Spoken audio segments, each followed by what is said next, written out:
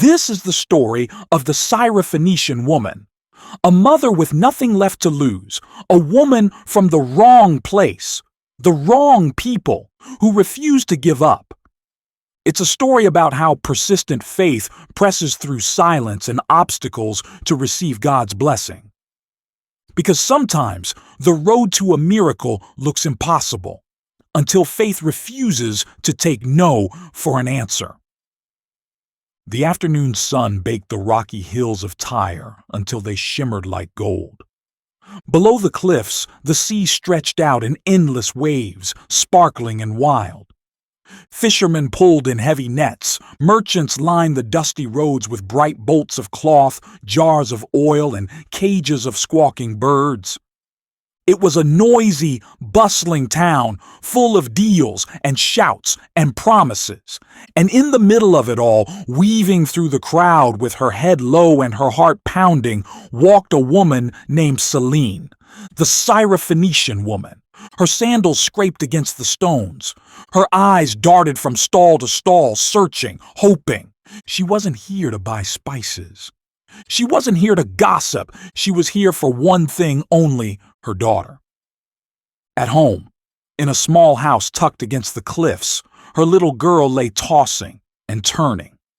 Eyes wild, voice broken with sobs and screams that weren't her own, possessed, trapped by something dark and cruel that no healer, no priest, no charm could drive away.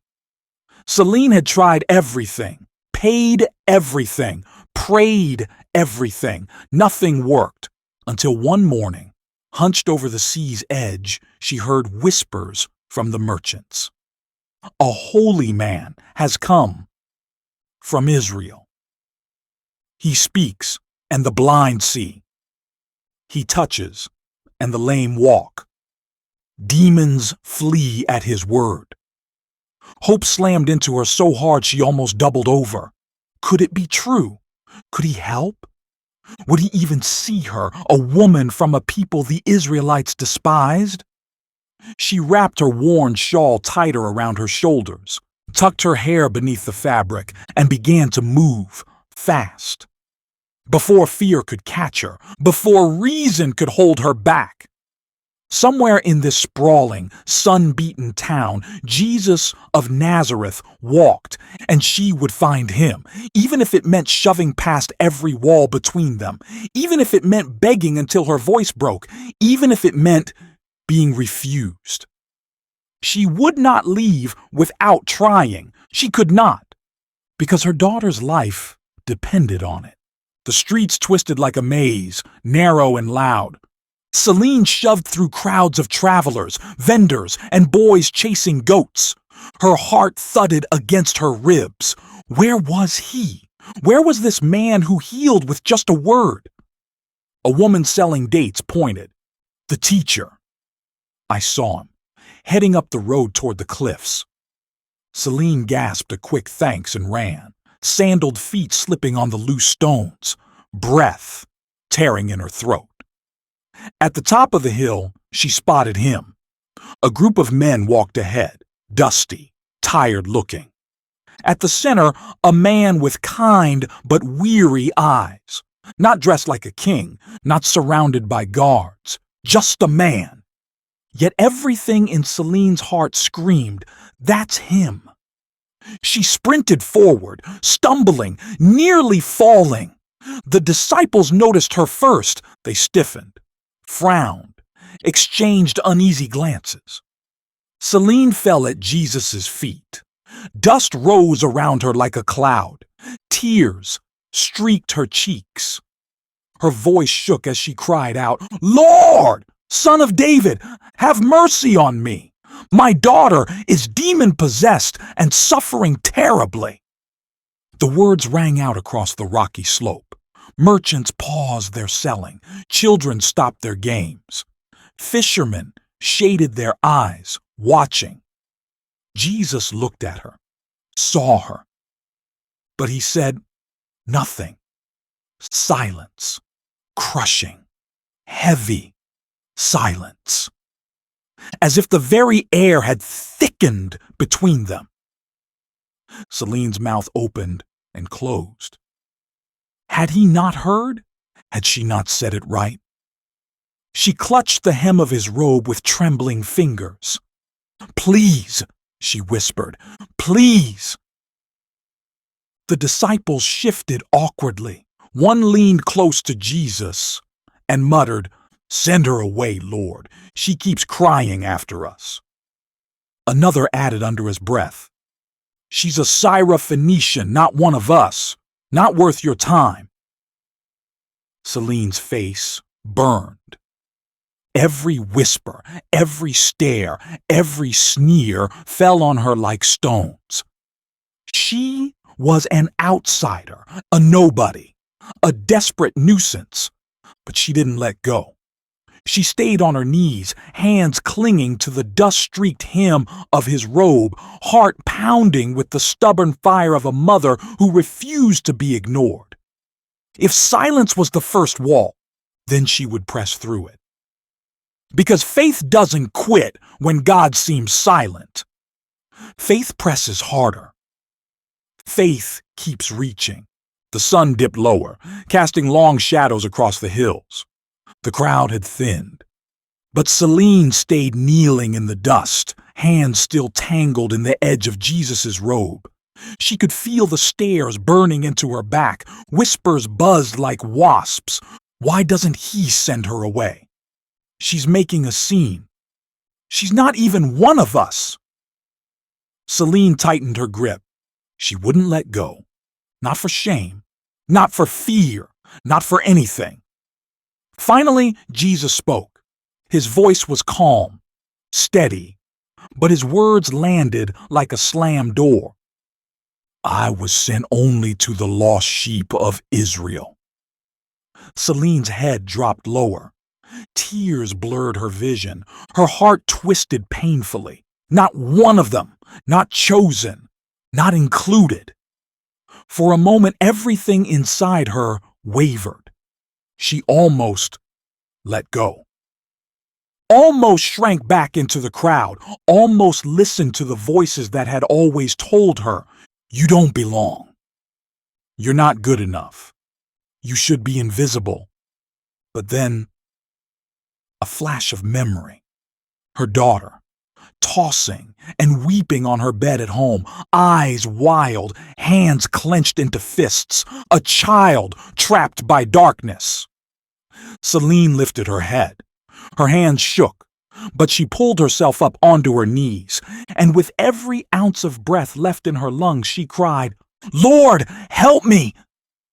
The words cracked through the air like thunder, raw, simple, real. Help me. No fancy arguments, no complicated speeches, just need, just desperation, just faith. Jesus looked at her again, longer this time, as if measuring the weight of her heart, testing it, stretching it. Then he said something even harder, something that would have made most people turn away in anger, in heartbreak. "It isn't right," he said, "to take the children's bread and toss it to the dogs." A gasp rippled through the small crowd. Shock, disgust, mocking laughter from the edges. Selene's face burned.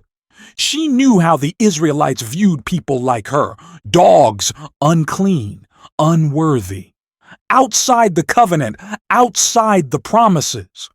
It would have been so easy to take offense, to rise up, shout back, storm away, to say, "Fine, I'll find help somewhere else." But faith doesn't run when it's tested. Faith presses in closer, even when it hurts. Especially when it hurts. Seline bowed lower still, her forehead touching the dust. Her voice trembled, but it didn't break. "Yes, Lord," she said softly. But even the dogs eat the crumbs that fall from their master's table. The words fell into the silence like seeds into rich soil, bold, humble, fierce, true. She wasn't asking for a throne. She wasn't demanding a feast. She was asking for a crumb. one crumb of his power, one crumb of his mercy. One crumb would be enough to drive out the darkness. The disciples stared at her. The villagers held their breath. Even the sea seemed to hush its waves against the cliffs. In that moment, Seline's faith shined brighter than any bloodline, brighter than any temple, brighter than any crown. Because she understood something even many of God's own people had missed. It's not about what you deserve, it's about who you're kneeling before. The world seemed to hold its breath. Seline knelt there, trembling, forehead pressed to the earth, waiting. Waiting for anger, waiting for rejection, waiting for the door to slam shut once and for all. But Jesus didn't scold her. He didn't turn away. He didn't send her crawling back into the shadows. Instead, his voice, low, rich, and full of something fierce and wonderful, broke the heavy silence. "Woman, you have great faith." Seline's head jerked up, eyes wide. Had she heard correctly? Had he really said, "Great faith"? Not because she belonged, not because she was important, not because she deserved it, because she believed. Jesus smiled, and in that smile, Seline saw the heart of a king who valued faith over bloodlines, who saw hearts, not heritage.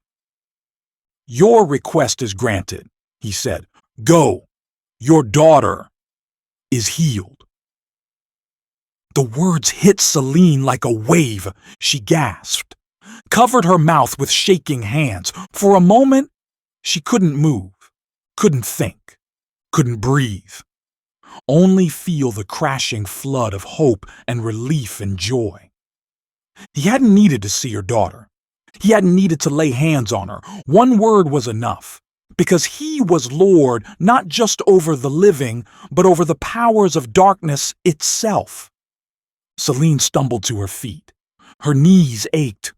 Her robe was torn. Her hands were scraped and dirty, but she didn't care, not even a little. She bowed deeply, tears streaming down her face. "Thank you," she whispered. No other words could contain the explosion of gratitude in her chest. The disciples stared at Jesus in amazement.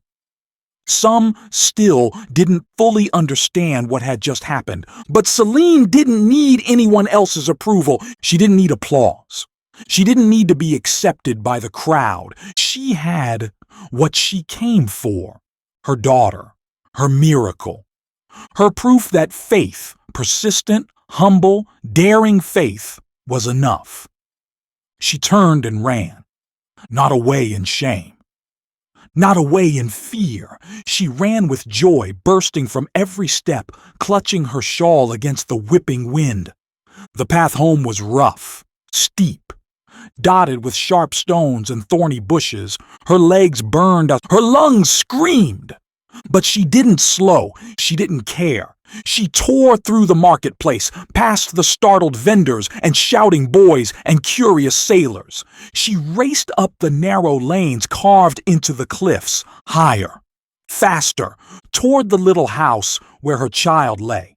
Every corner she turned, every step she climbed, her heart pounded one prayer over and over. Let it be true. Let it be true. Let it be true. The house appeared around the bend, crooked and small against the blazing sunset. Smoke curled from the chimney. A goat bleated nearby. Seline's hands shook as she shoved open the door. And there, in the center of the room, sat her daughter, calm, smiling, eyes clear as the morning sky. "Mother!" the girl cried, jumping to her feet, laughing, running into Seline's arms. Seline fell to her knees again, this time with laughter and sobs pouring out together. She hugged her daughter close, rocking her, breathing in her scent, feeling the steady, beautiful beat of life against her chest. No darkness, no screaming, no twisting, writhing torment, only light, only life, only love. The neighbors would later say they heard the singing from 2 streets away. They would say the widow Seline had gone mad with joy, and they wouldn't be wrong. Because faith that presses through silence,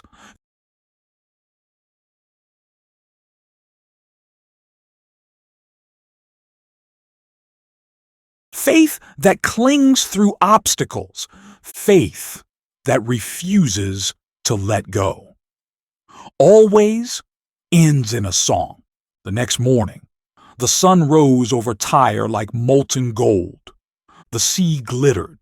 The streets buzzed, and Seline stood at her door, a smile breaking over her face like the first light of dawn. Her daughter spun around the dusty courtyard singing. The neighbors peeked out from behind their hanging laundry and half-shuttered windows. They stared, whispered, pointed. A bold neighbor, the blacksmith's wife, finally marched across the courtyard, hands on her hips. "What happened?" she demanded. "How is she—" She broke off, glancing nervously at Seline's daughter, who twirled and laughed without a care in the world. The blacksmith's wife dropped her voice. "We heard the screaming stop last night. We thought she had—" She didn't finish the sentence, and she didn't need to. Everyone had expected a funeral, not singing. Seline's smile widened. She straightened her shawl, lifted her chin, and said simply, "Jesus of Nazareth." The blacksmith's wife blinked. "Who?" "A man from Israel," Seline said, her voice strong. "A man sent from God. He spoke, and the darkness fled." The neighbor frowned, skeptical, suspicious. But she didn't turn away. She stayed. She listened. By midday, more had gathered. The potter's wife, the spice merchant's son, a shepherd with a limp, fishermen smelling of salt and sun. Seline stood on a broken crate in the middle of the courtyard, her daughter clinging to her side, eyes shining. And for the first time in her life, not as a merchant's widow, not as an outsider, not as a woman others looked down on, but as a voice filled with truth, she spoke. "I cried out to him, even when he was silent. I held on when the world told me to let go. I pushed forward when it felt like every door was slammed in my face. And when I knelt lower, he lifted me higher." The crowd shifted uneasily. Some frowned, some crossed their arms, but some leaned forward, some eyes softened, some hands unclenched, because deep down, they knew what it meant to feel ignored, to feel outside, to feel invisible and unwanted. And here was proof that someone greater saw them, someone who listened, someone who could move heaven for those who dared to ask. One old fisherman shuffled closer. His voice cracked with age. "Do you think he would listen to someone like me?" Seline stepped off the crate, took his gnarled hand gently. "He listened to someone like me," she said. "He will listen to you." That afternoon, as the tide rolled in and the sun burned bright overhead, word spread like wildfire through Tyre. Not just about Seline's daughter, not just about the miracle, but about the faith that refused to give up, the faith that pressed through silence, the faith that turned obstacles into doorways, the faith that set hearts ablaze with hope. In the days that followed, whenever someone passed Seline's house, they would often hear laughter echoing across the stones. And sometimes, if you listened very closely, you would hear Seline teaching her daughter a new prayer. When you can't hear God, when the world says no, when your heart wants to quit, kneel lower, cry louder, press closer, and wait for the blessing. Days passed. Tyre pulsed with its usual business, fishermen hauling in silvered nets, merchants shouting over crates of dates and olives, women bartering for spices in the noisy markets, but something in the air had shifted, something no one could explain. It started small. A lame boy who had limped for years was seen running through the alleys, laughing as he dodged baskets and startled chickens. A merchant's wife, tormented by nightmares for months, woke one morning with peace so deep she wept for joy. An old man, blind in one eye, claimed he had seen the sunrise. No one knew exactly why or how, but everywhere whispers floated. The woman with the demon-possessed daughter. She met someone. She met a holy man. She wouldn't give up, and now, look what's happening. Seline didn't set out to become famous. She didn't mean to become the heartbeat of hope for a city scarred by fear, but when people came knocking, she opened her door. The first visitors were cautious, ashamed of their questions, carrying sickness and sorrow like stones tied to their backs. They would stammer awkwardly, "Tell us again. What did you say to him? Did you touch his robe? Did you offer a sacrifice? Did you bring gold?" Seline always shook her head, smiling gently. "I brought nothing but my need," she said. "I offered him nothing but my heart." And then she would tell the story. How she knelt in the dust. How she pressed through silence. How she endured the hard words. How she didn't argue for her worth. She simply trusted his mercy. Sometimes she told it with laughter. Sometimes with tears. Sometimes sitting cross-legged in a crowded courtyard, sometimes whispering it over cracked doorways late at night. And every time, something in the listener's eyes would shift, fear melting into wonder, pride softening into hunger, skepticism turning into a question whispered only half aloud, "Could it be true for me too?" The children loved Seline's daughter, who had become a beacon of joy, racing through the narrow streets with a bright scarf trailing behind her like a banner. The mothers loved Seline's tenderness, her patience with their broken stories. The old men loved the way she listened, as if their pain was something holy and not just something worn out and useless. And slowly, almost without anyone noticing, the city began to heal. Not all at once, not in every heart, but enough. Enough to plant hope where hopelessness had ruled for too long. One night, under a sky thick with stars, Seline sat outside her little house with a group gathered close. The fire crackled between them. The sea murmured in the distance. A young mother, her face lined with worry, leaned in and asked, "Seline, weren't you afraid he would say no?" Seline smiled, the firelight dancing in her eyes. "I was," she said honestly. "But faith isn't about feeling brave. Faith is about knowing who you're asking. And trusting that, even if you don't understand the answer, his mercy is bigger than your fear." Silence settled over the group. Software, weighty, full of wonder. And across the hills, unseen by most, a new thing stirred in the hearts of the people, a belief that maybe, just maybe, the God of Israel was bigger than borders, bigger than bloodlines, big enough to hear even those the world tried to push away. It wasn't long before the seekers turned into crowds. At first it was a few neighbors, then a few travelers, then entire families, trudging dusty miles with sick children wrapped in blankets or limping relatives carried on crude wooden stretchers. They came not just from Tyre, but from the fishing villages farther north, from farms hidden in the rocky hills, even from across the border where no one dared venture lightly. They all came to Seline, because rumors had their own legs. And somewhere along the way, the story twisted. She can heal. She touched the teacher. She has his power. Seline tried to explain, tried to shake her head and say, "Number, not me. It's him. Only him."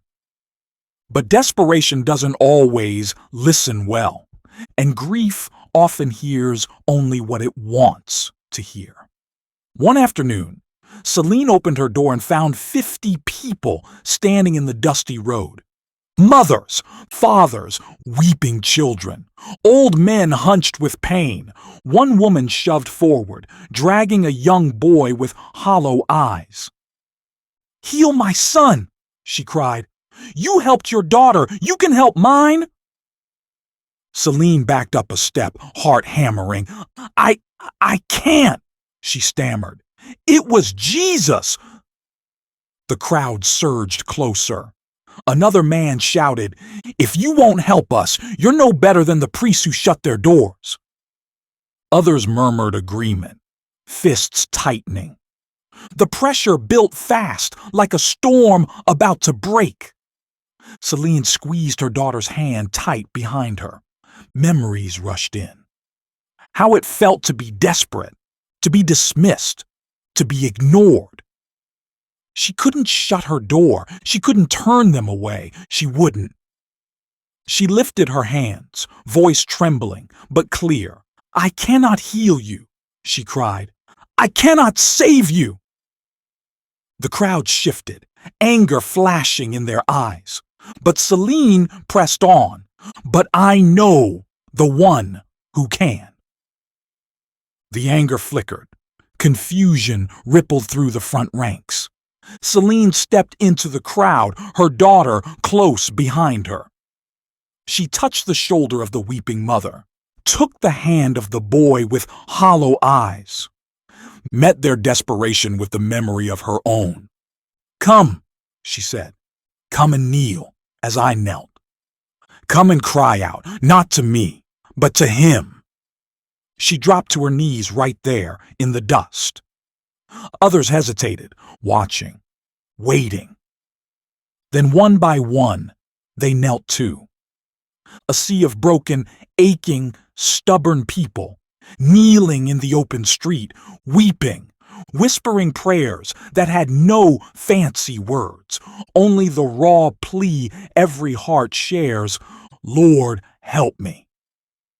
Seline closed her eyes and prayed alongside them. No fancy speeches, no magic tricks, only the fierce, stubborn faith that had once dragged her to Jesus' feet. She didn't know how or when the answers would come, but she knew now, more than ever. The greatest miracle wasn't just being healed, it was being heard. And if she could be the voice that pointed others toward that hope, if her scars could become a map for the lost, then she would tell her story 1,000 times, 10,000 times, until every desperate soul knew there is a Savior who listens. Even when the world says you're not worthy, even when heaven seems silent, even when every door slams shut, faith still finds a way. The days rolled by like a swelling tide. Seline's little house, once quiet and tucked away, had become a meeting place. A place of stories, prayers, and whispered hope. But hope can travel far, farther than she ever imagined. One evening, just as the sun melted into the sea, a heavy pounding shook her door.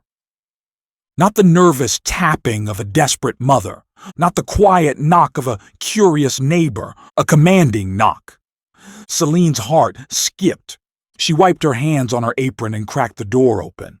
Standing there was a Roman officer, flanked by 2 grim-faced soldiers, armor gleaming, sword sheathed but ready. The officer's tunic bore the mark of Caesar himself. Seline swallowed hard. "Can I help you?" she managed. The officer didn't waste words. "You're the one who knows the Nazarene. Not a question, a declaration. Seline opened the door wider, warily. "I met him," she said, careful. "He healed my daughter." The officer's jaw tightened. "You must come. Now." He didn't wait for an answer, just turned and marched back toward the city square. The soldiers motioned for her to follow. Seline's daughter clutched her hand. "Mama, don't go." Seline knelt quickly, brushing the girl's hair back. "God is with us," she whispered. "Always." She kissed her forehead and stood and followed. The streets parted before them like a river around a rock. Merchants ducked into stalls. Children clutched their mothers. Everyone knew better than to stand in the way of Roman boots. They led Seline through the twisting streets to a grand villa, stone pillars rising high, gardens bursting with pomegranates and roses. Inside, oil lamps flickered along marble walls. Silk tapestries fluttered in the warm breeze. Everything smelled of power and fear. At the center of it all, on a wide stone couch, lounged a man in a purple-edged robe. The Roman governor of the region, flanked by servants and advisors, eyes sharp as a hawk's. He studied Seline as if weighing a coin. Finally, he spoke. "I have heard that your faith moves the hand of this Jewish God." Seline's heart raced. "Not my faith," she said softly. "His mercy." The governor's lip curled slightly. "Mercy," he scoffed. "No God has shown me mercy." He leaned forward, fingers steepled. "My son lies sick, fevered, raving. The finest doctors have failed. If your faith is as powerful as they say, heal him." Seline blinked. "I cannot heal," she said quickly. "I am no sorceress, no priestess. Only Jesus can heal." The governor's face darkened. The room tensed like a bowstring. "Then call on him," he hissed, "or you will watch your daughter suffer as I have suffered." Seline's knees nearly buckled. Fear slammed into her chest like a hammer. But then, that same stubborn fire rose again, the same fire that had carried her up the hill to kneel in dust, the same fire that had pressed through silence and insult. She stepped forward, lifted her chin, met the governor's glare without blinking. "You cannot buy his mercy," she said, voice steady. "You cannot command his hand, but you can kneel. Like any beggar, like any mother, like me." Silence fell heavy. A few advisors gasped. A servant dropped a bronze cup with a loud clang. The governor's face turned red. For a heartbeat, Seline thought he would have her dragged away, or worse. But then, a crack in his expression, something breaking. Not anger, something closer to desperation. He sagged back into the stone couch, covering his face with both hands. His voice broke. "Then, tell me how." Seline stepped closer, daring everything, risking everything. "Kneel," she said simply. "Pray. Cry out for mercy. Not as a ruler, not as a soldier, but as a father." The governor's shoulders shook, slowly, painfully. He slid from the couch and dropped to his knees on the marble floor, before the servants, before the soldiers, before a simple woman whose only strength was stubborn, unrelenting faith. And Seline knelt beside him, whispered prayers rising into the perfumed air. Because faith that presses through obstacles teaches others how to kneel too. The marble floor of the governor's villa grew cold under Seline's knees. But she didn't move. Neither did the Roman governor. Around them, servants stood frozen, wide-eyed. Guards shifted awkwardly, not sure if they should intervene. No one dared interrupt. Seline whispered simple words, not a grand prayer, not a rehearsed speech. Just the raw plea of one heart reaching out to the only one who could change anything. Lord of mercy, hear us, see his son, speak, and let the sickness flee. At first, nothing happened. Only the crackle of torches, the distant crash of waves against the cliffs, the shallow, trembling breath of a desperate father.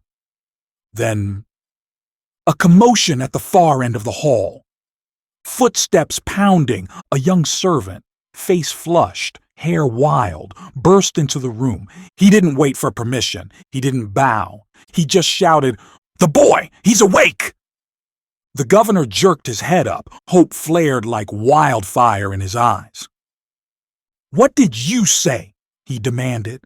"He's sitting up," the servant cried, laughing, asking for bread. A strangled sound tore from the governor's throat. He stumbled to his feet, knocking over a golden goblet, didn't even notice. He seized Seline's arms with shaking hands. What you said?" Seline smiled gently, tears burning her eyes. "Not me," she said. "Him." She pointed upward. The governor looked like a man seeing the stars for the first time, seeing a world bigger than himself. A kingdom beyond Caesar's. He dropped Seline's hands and turned toward the open doors. The cool night air rushed in, carrying the smell of salt and wood smoke. He stood there, trembling, not with fear, but with awe. "Blessed be the God of Israel," he whispered. The mighty Roman official, the man who could command armies, brought to his knees not by force, but by faith. Word spread through the villa like wildfire. Servants wept openly. Guards knelt in corners, awkward and clumsy, but real. Even the cooks in the kitchen dropped their pots to pray, the house that had once smelled only of power and pride now smelled of hope, of mercy, of miracles. Seline slipped away quietly, her heart swelling, not needing applause, not needing reward, only wanting to return home to her daughter. But as she passed through the great stone gates, the governor called after her, "Seline!" She turned. He didn't offer gold. He didn't offer position. He didn't offer protection. He simply bowed low, a Roman, to a Syrophoenician woman. "Thank you for not giving up," he said. "You taught me how to believe." Seline nodded, her throat too thick for words, and stepped back into the night. The stars above her seemed brighter. The sea below sang a sweeter song. Because now she knew without question, faith doesn't just open doors for one heart. It breaks chains for many. The days that followed felt almost dreamlike. Seline returned to her little home by the cliffs. Neighbors waved and smiled. Travelers brought small gifts. A loaf of warm bread, a jar of honey, hoping to catch a glimpse of the woman whose prayers shook the mighty. For the first time in a long time, peace wrapped itself around Seline's house like a warm blanket.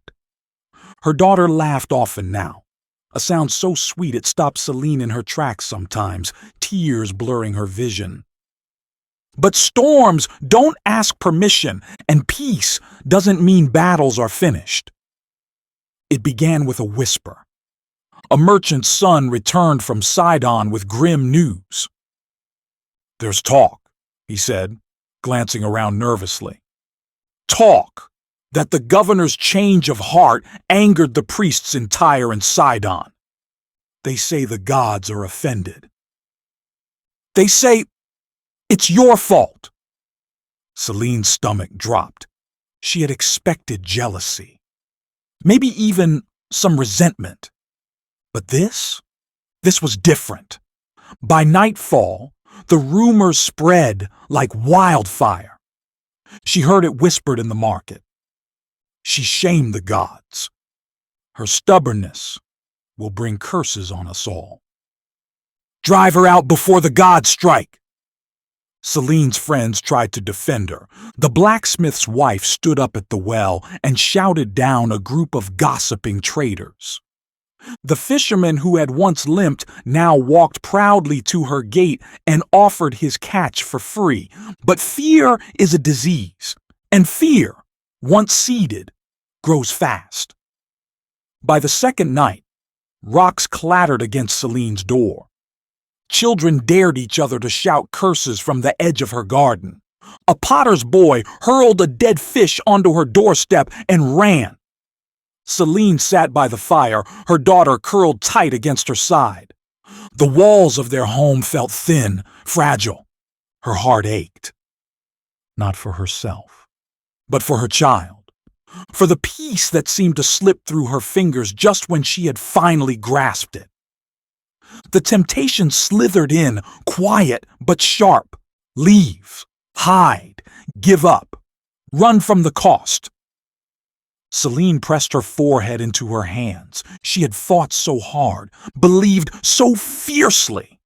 Had she been foolish to think the battle ended with one answered prayer? Then a memory, a dusty road, a silent savior, a bruised heart refusing to let go.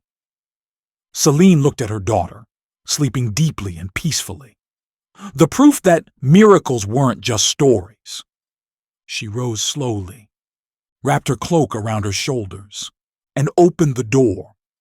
The night air slapped her face, cold and briny. She stepped into the moonlight, heart pounding. She could see them, silhouettes in the shadows, watching, waiting. Seline lifted her hands and called into the darkness. You fear me because I prayed. You curse me because I hoped. But I am not the one you should fear. Silence stretched, tight, trembling. I knelt before the one who holds the stars. I cried out to the Lord of mercy, and he answered me. Her voice grew stronger, steadier. I am not ashamed of the mercy that saved my daughter. I am not afraid of the faith that broke chains. I will not apologize for the blessing I begged for. The shadows shifted. Some shrank back. Some stayed frozen. A few slipped away quietly, shame burning their ears. Seline didn't curse them. She didn't rage. She simply stood there, unmoving, unashamed. A living pillar of what faith that refuses to be silenced looks like. Later, sitting by the fire once again, Seline pulled her daughter close and whispered, Courage is not never falling. Courage is kneeling when everyone says you should run. Courage is standing again when the world tells you to hide. And though the wind howled outside and the sea roared against the cliffs, inside, faith burned warm and fierce. And Seline knew. The same God who answered her once would stand with her again, and again, and again. The next few days passed in strange stillness. Seline tended her daughter, repaired the cracked water jars, swept the dust from the doorstep. Life returned to a quiet rhythm. But the town had changed. The mocking stopped. The stone throwers stayed away. Not because everyone had believed, but because something bigger was stirring, something stronger than fear. It started when a caravan arrived from Sidon, merchants looking to trade. Among them was a woman with a hollow look, leading a little boy by the hand. The boy's eyes were glassy. His steps stumbled. The woman had heard. Somehow, even all the way in Sidon, the whispers had reached her. "There's a woman in Tyre." She knelt before the teacher. "She knows where to find hope." Seline saw her from her garden gate, saw the desperation painted plain across her face, felt the old, familiar ache inside her own chest. Before the woman could even speak, Seline opened her arms. "Come in," she said simply, and the woman wept. By nightfall, others came too, not in mobs, not in angry crowds, but one by one, hungry, hurting, hopeful. Seline shared what she had, stories, prayers, sometimes food if she had enough to spare, and always, always the same message. "I am not the healer, but I know the one who is." One evening, as the stars spilled across the sky, Seline sat by the fire with a few of these travelers gathered around. Her daughter braided wildflowers into her hair while Seline spoke. "When I first knelt at his feet," she said softly, "I was not worthy. I was not important. I was a mother with nothing left but my tears. And that was enough." The listeners leaned in, some crying silently, some clutching their cloaks tight. One old man, voice rough with years and sorrow, whispered, "I am no one's child. No one would kneel for me." Seline reached out and took his hand, gnarled, calloused, trembling. "You are seen," she said gently. "You are loved. The one who answered me will answer you." The fire crackled between them, warmth spilling into the cool night air. The next day, something even more unexpected happened. A messenger arrived from the Roman governor's household. No soldiers, no threats, only a quiet man in a plain tunic. He bowed low before Seline, and in his hands he held a letter sealed with the governor's personal crest. Seline hesitated, broke the seal, unrolled the parchment. It was simple, a request, a plea. "Come to Sidon. There are others. They need to hear your story. They need to hear about the faith that kneels and will not let go." Seline sat back on her heels, stunned. She had never traveled so far, had never dreamed anyone outside her village would care about the stubborn, dusty story of a mother who refused to quit. Her heart pounded, excitement, fear, wonder, all crashing together. Could she go? Could she leave the home that had once been her whole world? Could she walk into foreign courts, stand before Roman officials, and speak boldly of a faith so fierce it shook heaven itself? Seline looked at her daughter, who smiled back, strong, whole, alive. She thought of the dusty road where she had once knelt, the Savior who had turned and called her faith great. The miracles not just of healing, but of courage. She rose slowly to her feet, folded the letter carefully, held it against her chest, and whispered into the evening wind, "Yes, if there are more broken hearts, if there are more who feel forgotten, if there are more who need to learn how to press through silence, then I will go." Because faith doesn't stop at the first victory. Faith keeps walking. Faith keeps reaching. Faith keeps rising. Seline smiled, not because the road would be easy, but because now she finally understood. Every step forward was another chance to show the world what real, unstoppable faith could do. Seline packed lightly, just a cloak, a loaf of bread, a water skin. and a heart ready for whatever waited. The journey to Sidon wasn't easy. The coastal road twisted along jagged cliffs. Fishermen's villages dotted the shore like beads on a string. Caravans passed by, some friendly, some suspicious. Seline walked with her daughter by her side, the sun burning overhead and the sea roaring to their right. Each step kicked up dust. Each mile whispered doubts. You're not important enough. You'll fail. No one will listen. But every time the doubts hissed, Seline squeezed her daughter's hand tighter. Every time fear stirred, she remembered the voice that had once turned and said, "Woman, you have great faith." She climbed rocky hills, crossed dried-out streams, slept under trees with roots twisted like old fingers. Some nights were easy, stars scattered across the velvet sky. Her daughter curled against her side like when she was little. Other nights, the wind howled, wolves cried far off, bandits whispered in the shadows. One evening, 3 rough-looking men blocked the path ahead. Dusty, scarred, armor clanking. One smirked. "Where's a woman like you headed alone?" Seline's heart raced. Her daughter shrank behind her. She had no sword, no money to bribe them, no guards to protect her, only faith. She straightened, looked them in the eye, and said firmly, "I walk under the protection of the God who commands storms and kings." The men laughed.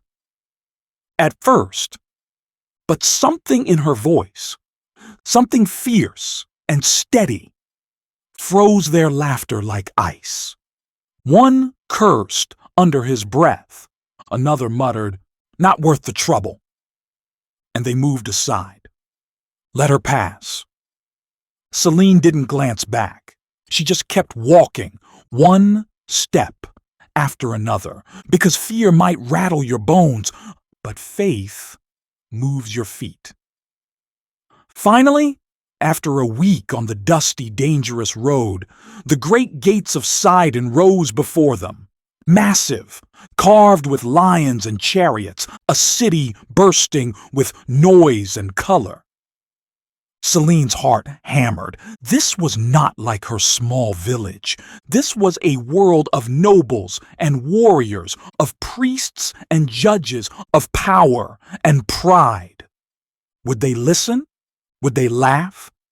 Would they drive her out like a beggar? She paused at the city gate, dust clinging to her skirts, sandals worn to thin leather.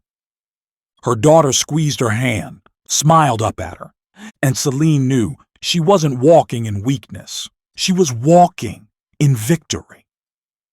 The kind of victory that blooms after every battle faith survives. She stepped through the gates, shoulders straight, head high, not because she was powerful, but because the God who had once called her woman of great faith walked with her still. And now, her story wasn't just her own anymore. It was a flame meant to light fires across cities, across hearts, across every life that had ever dared to hope in silence. The world would know. Faith that kneels can change everything.